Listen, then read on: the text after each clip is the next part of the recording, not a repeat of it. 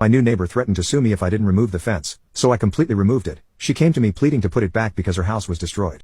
About 5 or 6 years ago, I built a fence in my backyard. I talked to my neighbors, and we decided on a good place to build the fence. We knew an approximate property line based on some survey pins, but they were too cheap to pay for a surveyor. We shook hands, and I built the fence. It was a great deal for my neighbors. I paid for everything and built the fence, and all they had to do was give me a thumbs up when it was done. Then, a year later, they sold their house. That meant I got a new neighbor. More specifically, I got Ann. She was from the big city, was a realtor, and had flipped 8 houses in 12 years. She loved this new house and planned on staying for a long time. And she had a dog. Razzie was a German Shepherd mix that spent most of the day outside while Ann went to work. It aggressively approached children, animals, insects, and plants, waving in the breeze. Razzie also, as Ann once told me, loved to chew on furniture. That's why it stayed outside so much. About 6 months after she moved in, I saw a surveyor walking around my neighborhood, paying special attention to my backyard. The next day, Ann showed up at my front door with a stack of papers and asked me if I would pay her for the 9 inches my fence was encroaching onto her property. I explained the handshake deal with the last neighbor, but she had no part. She wanted the fence moved or money, but there were no discussions.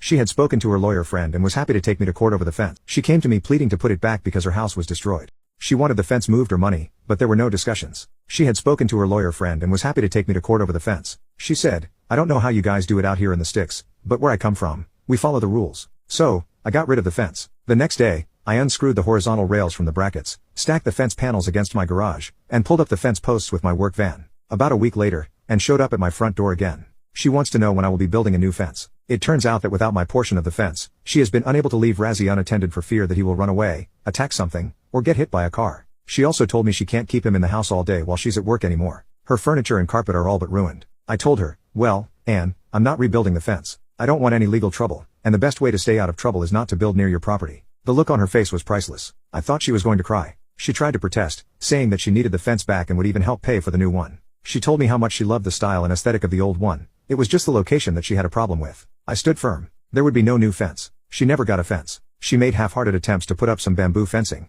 but Razzie tore through that stuff like wet newspaper. Eventually, I sold my place and moved away. I took the old fence panels with me, and I still look at them daily when I let my dog out in the morning.